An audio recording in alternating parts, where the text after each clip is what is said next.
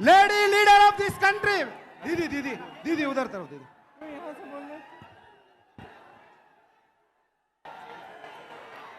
जय बोलो तेलंगाना, మల్కోల్సిందిగా కోరుతా ఉన్నాం। जय बोलो तेलंगाना। बहनों और भाइयों, आप इतनी बड़ी तादाद में आज यहाँ आए हैं, गर्मी में मेरा इंतजार किया है और मेरे आने के बाद मेरा स्वागत इतने प्रेम से आपने किया है, इसके लिए मैं आपकी बहुत बहुत आभारी हूं। श्री मानिकराव ठाकरे जी, श्री रेवंत रेड्डी जी,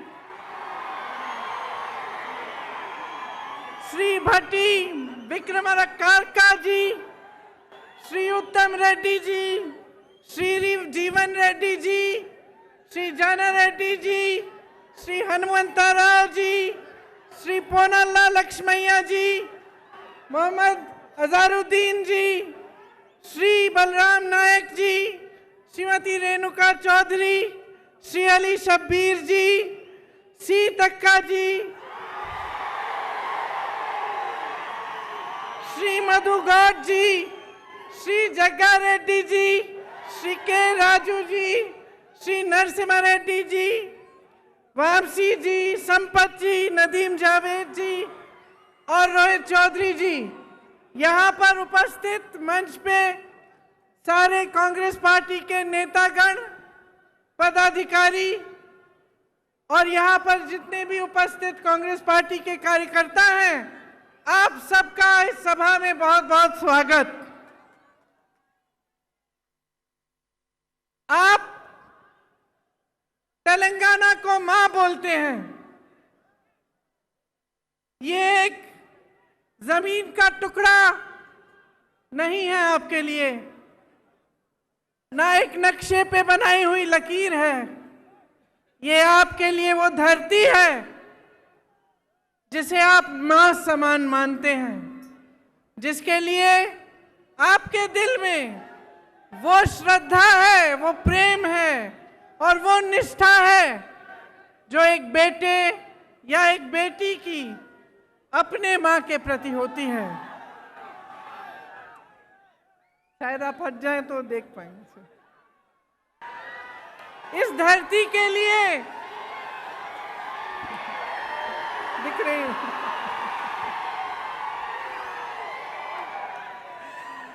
इस धरती के लिए सैकड़ों लोगों ने कुर्बानी दी।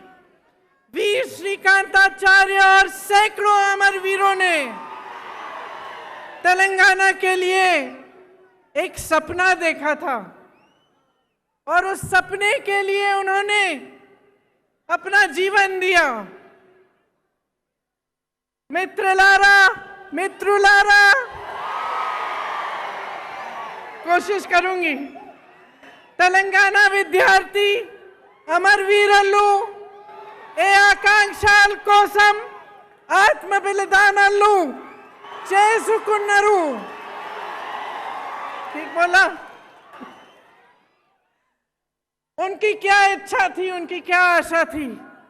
उनकी इच्छा थी, उनकी लड़ाई थी कि यहाँ के युवाओं के लिए रोजगार बने, कि आने वाली पीढ़ियों को अपना पूरा हक मिले, उनके साथ ज्यादती न हो। किसानों के लिए उन्होंने ये सपना देखा था कि उनको पानी मिले, फसलों का सही दाम मिले, कर्ज का बोझ न उठाना पड़े। अपनी बहनों के लिए ये सपना देखा था कि पूरी तरह से उन्हें भी अपना हक मिले और सारी सुविधाएं मिले।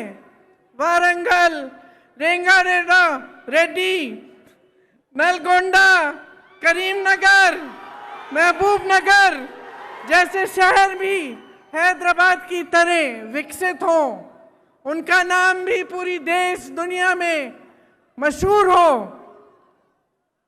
ये शहीद जिन्होंने तेलंगाना के लिए अपना जीवन दिया, ये चाहते थे कि बाबा साहेब अम्बेडकर, महात्मा फूले जी, कोमरम भीम जी का जो सपना है वो साकार हो।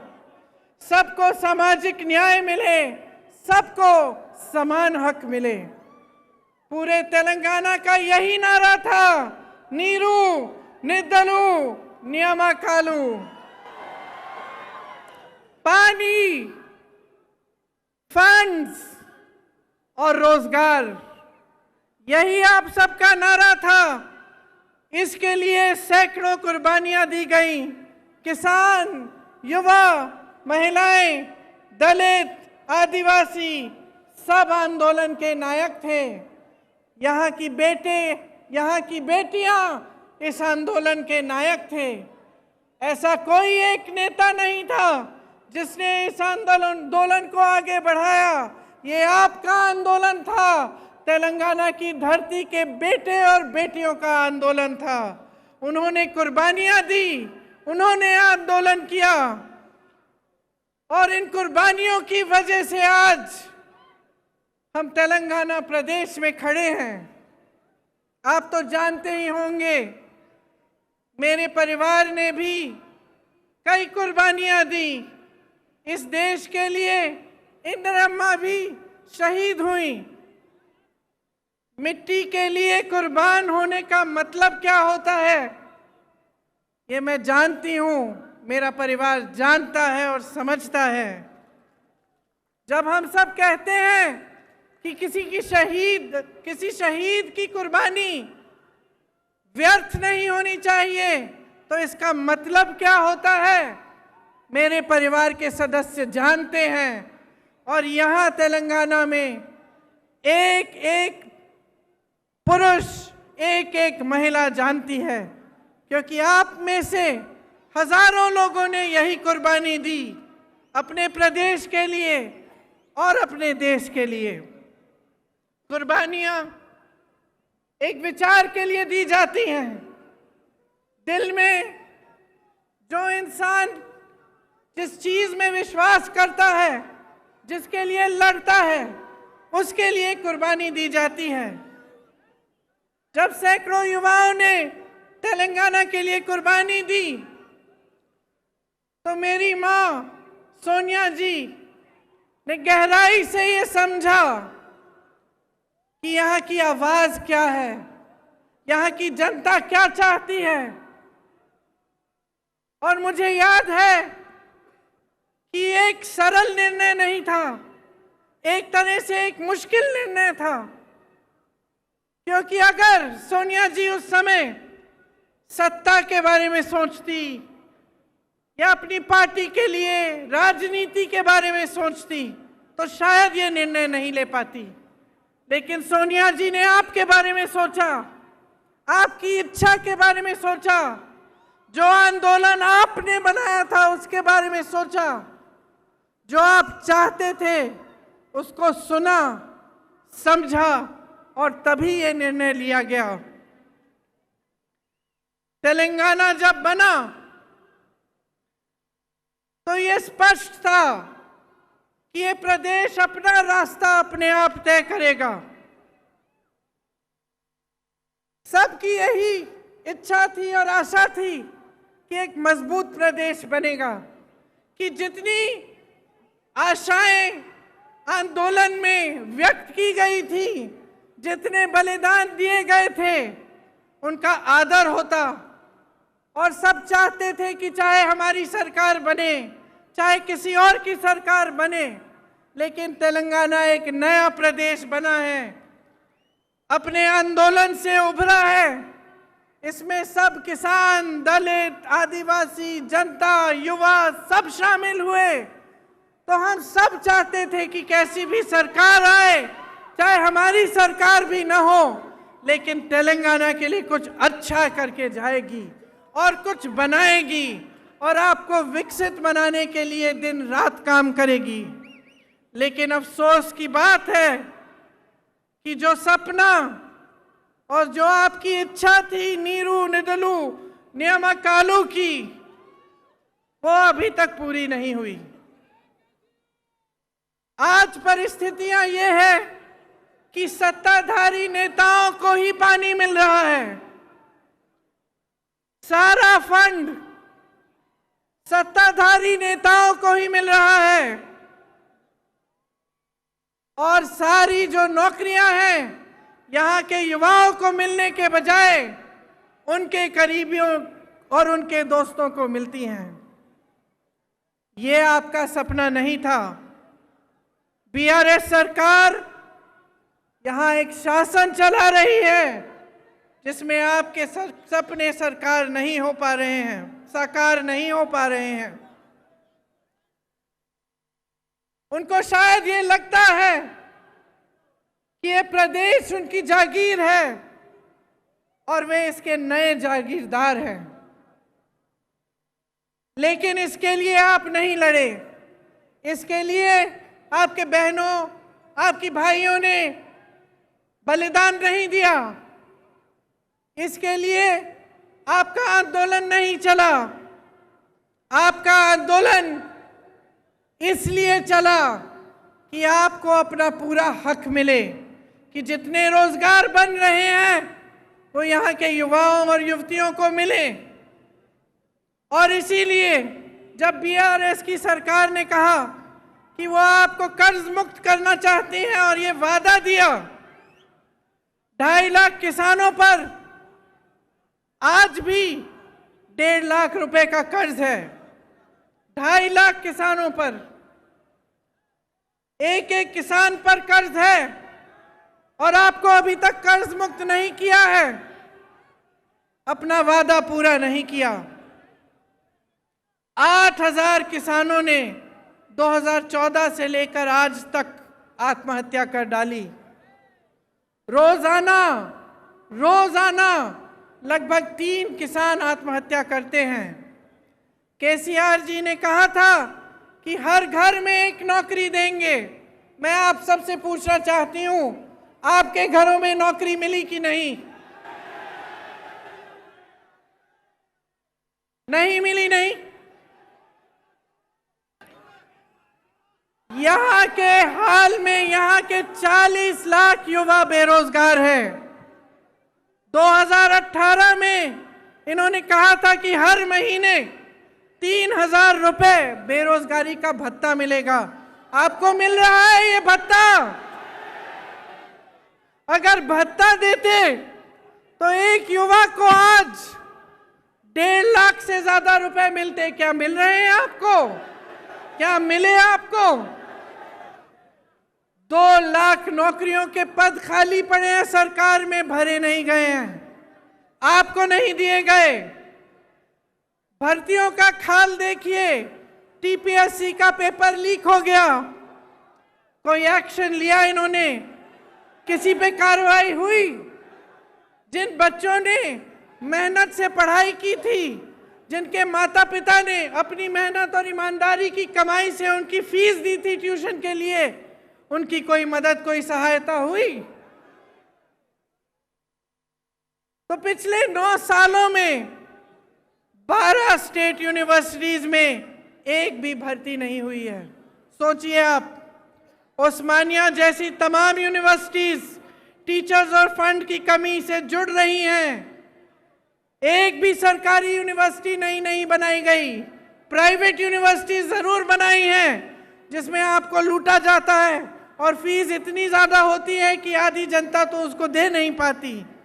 एससी, एसटी, ओबीसी, माइनॉरिटीज के लिए 15 लाख विद्यार्थियों के 4,000 करोड़ दबाकर बैठी है सरकार और कुछ नहीं किया है। भर्तियां नहीं हो रही हैं अध्यापकों की, कोई नौकरियां नहीं मिल रही हैं युवाओं की।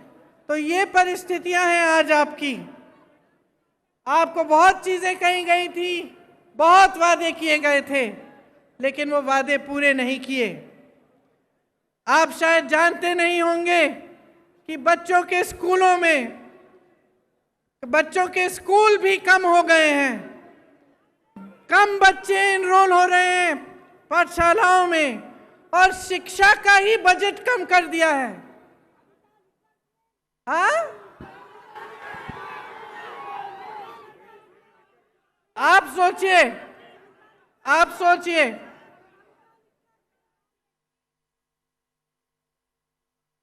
एक एक व्यक्ति पर कहीं ना कहीं से कर्ज है। हर व्यक्ति के ऊपर हजारों रुपए का किसी न किसी तरह से कर्ज है। आपका पैसा सारा कहाँ गया? आपकी संपत्ति कहाँ गई? जो बड़े बड़े सपने आपको दिखाए थे, जो आपकी आशाएं थी, जिसके लिए आपने आंदोलन किया, अपना एक नया प्रदेश बनाया, उन आशाओं का क्या हुआ? आपको एक ऐसी सरकार मिली जिसने आपके सपने तोड़े। तो अब आपको तय करना पड़ेगा बहनों और भाइयों, कुछ महीनों में यहां पे भी चुनाव आएगा। मैं हर रोज पिछले 2 हफ्तों से कर्नाटका में प्रचार के लिए जा रही हूं। आज आखिरी दिन है। वहां खूब भाषण देके आई हूं और क्या कहती हूं मैं वहां, आप भी सुन लीजिए कि देखिए, ये प्रदेश, ये देश आपका है, और खास तौर से तेलंगाना, जहां पे आपने, युवाओं ने बलिदान दिया इस प्रदेश को बनाने के लिए, ये आपका है। इसकी सुरक्षा, इसको संभालना, इसके भविष्य को मजबूत बनाना आपका भी कर्तव्य है। सबसे बड़ी जिम्मेदारी आपकी है। जब आप एक सरकार को चुनते हैं तो अगर आप जागरूक नहीं बनते, अगर आप ये नहीं देखते कि इस सरकार ने हमारे लिए क्या किया, कैसी स्कीम्स बनाई, हमारी आज परिस्थितियां कैसी हैं, पहले से सुधरी हैं कि पहले से ज्यादा मुश्किल परिस्थितियों में हैं हम, और उस जागरूकता के साथ आप नई सरकार नहीं चुनेंगे, तब नुकसान किसी नेता का नहीं होगा बहनों और भाइयों, नुकसान आपका होगा। नुकसान मेरी बहनों आपका होगा, आपके बच्चों के भविष्य का होगा। तो ये चीजें बहुत गहराई से आपको समझनी चाहिए। आपने अपना पूरा आंदोलन देखा। आज आप यहाँ पे जब मुझे कहते हैं कि मैं इंदिरा अम्मा जैसी एक नई इंदिरा अम्मा हूं, ये हल्की बात नहीं है बहनों और भाइयों, ये हल्की बात नहीं है।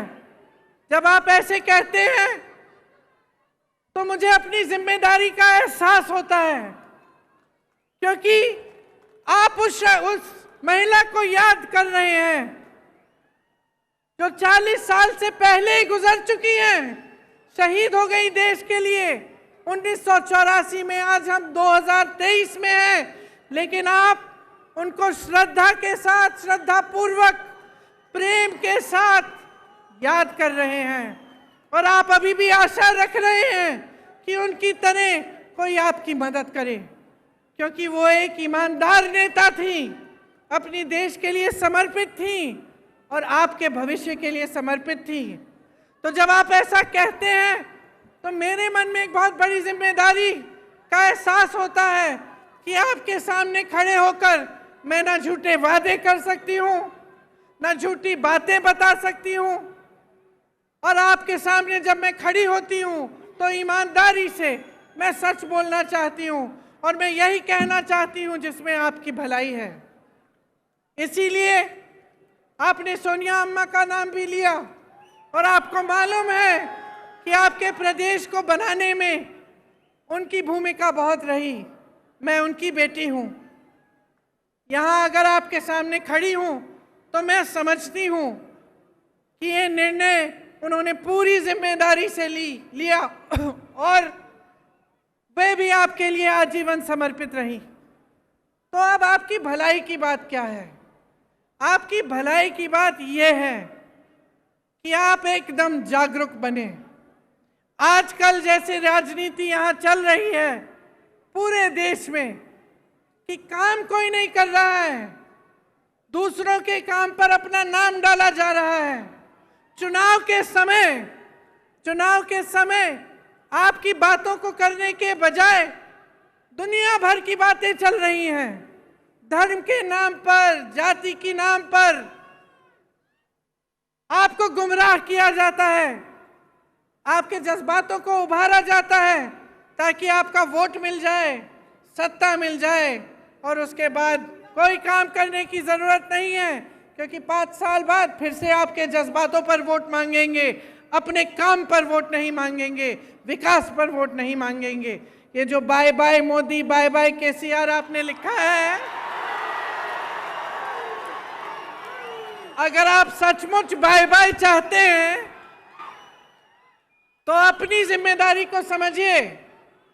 जो पार्टियां आपको बता रही हैं उनको परखिए, पढ़िए, देखिए कांग्रेस पार्टी क्या कह रही है।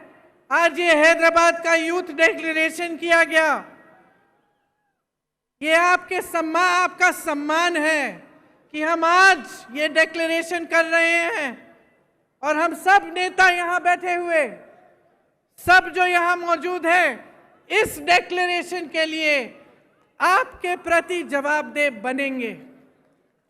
अगर हमारी सरकार बनेगी, 5 साल बाद ये काम नहीं किए गए तो हमें निकाल देना।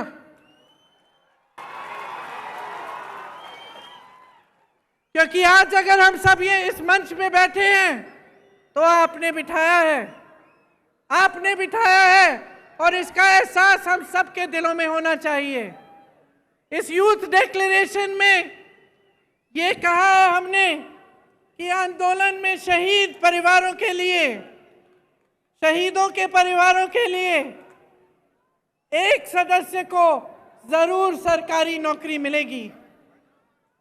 हम ये भी कह रहे हैं कि शहीदों के माता पिता या उनकी पत्नियां को 25,000 रुपए की मासिक पेंशन दी जाएगी।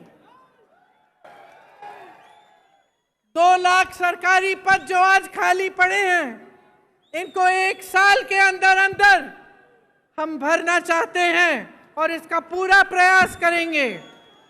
जो SC, ST, OBC का बैकलॉग है भर्तियों में, इसको हम पूरा करेंगे। भर्ती के लिए हर साल एक जॉब कैलेंडर बनाया जाएगा। इसमें आपको पता चलेगा कि भर्ती के इम्तिहान कब हैं और इनके रिजल्ट कब आएंगे, ताकि स्कैम्स और घोटाले कम हों। बेरोजगार युवाओं के लिए हर महीने 4,000 रुपए बेरोजगारी भत्ता हम कह रहे हैं देंगे। और ये उस तरह का भत्ता नहीं होगा जो आज तक आपने देखा नहीं है, जो केसीआर जी ने आपको वादा करके बताया था। हम ये निर्णय ले रहे हैं कि आपको मिलेगा और ये हम पूरा प्रयास करेंगे कि जल्दी से जल्दी अगर सरकार बने तो ये काम शुरू होगा। प्रदेश के 7 जोन्स में एम्प्लॉयमेंट एक्सचेंज बनाना चाहते हैं हम, और हर जिले में, जैसे रेवंत जी ने भी आपको बताया, स्किल डेवलपमेंट सेंटर बनाया जाएगा। तेलंगाना में सरकारी सहायता पाने वाली प्राइवेट कंपनीज की भर्तियों में तेलंगाना के युवाओं को 75% आरक्षण मिलेगा। स्पेशल गल्फ सेल बनेगा, जिसमें जो गल्फ के देशों में रोजगार के रास्ते बनते हैं, उनकी सुविधा आपके लिए बनाई जाएगी। शिक्षा को बढ़ावा दिया जाएगा। इन्होंने शिक्षा की बजट कम की है। आप सोचिए कि किस तरह का भविष्य बनाना चाहते हैं आपके लिए, अगर स्कूल ही नहीं खुलवा रहे हैं, अगर शिक्षा की बजट कम हो रही है। SC, ST, OBC, माइनॉरिटीज और EWC, EWS के ज़रूरतमंद बच्चों के लिए फीस का रीइंबर्समेंट किया जाएगा। जो 4,000 करोड़ सरकार के ड्यूज हैं वो क्लियर किए जाएंगे। खम्भम, मेडक में नई इंटीग्रेटेड यूनिवर्सिटीज बनाई जाएंगी। शिक्षा प्राप्त कर रही 18 साल से ऊपर की लड़कियों को इलेक्ट्रिक स्कूटर मिलेगा। हाँ, ये मुझे भी पसंद है, ये वाला। 4 नई IIIT बनाना चाहते हैं हम। वर्ल्ड क्लास की स्पोर्ट्स यूनिवर्सिटी, ये सब काम हम करना चाहते हैं। और इसके अलावा बहुत सारी चीज़ें इस यूथ के जो आपने ये जो डिसीजंस लिए हैं उसमें लिखे गए हैं। आप सबको पढ़ना चाहिए और सबको अच्छी तरह से समझना चाहिए। तो अंत में मैं सिर्फ इतना कहना चाहती हूँ कि अगर आज आपको अपने भविष्य को बचाना है, अपने प्रदेश को आगे बढ़ाना है, अपने देश को गलत तरह की राजनीति से बचाना है और एक ऐसी राजनीति स्थापित करनी है जिसके लिए जनता सर्वोपरि है। तो आपको जागरूक बनना एकदम सबसे ज्यादा महत्वपूर्ण चीज यही है, आपको जागरूक बनना पड़ेगा। मैं यही मांगने आई हूं आपसे, बार बार आपसे मिलती रहूंगी, बातें करती रहूंगी और मेरी इच्छा यही है कि जो सपने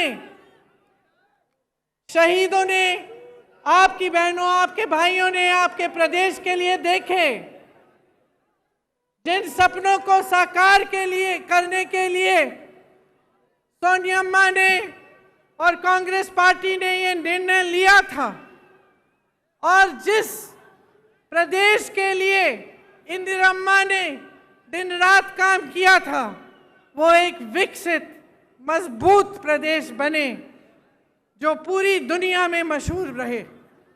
यही मेरी इच्छा और आशा है। आप सबने बहुत बहुत ध्यान से मेरी बातों को सुना, इसके लिए मैं आपको बहुत धन्यवाद देती हूँ, बहुत धन्यवाद देती हूँ। एक बार मेरे साथ कहिए, जय हिंद, जय हिंद।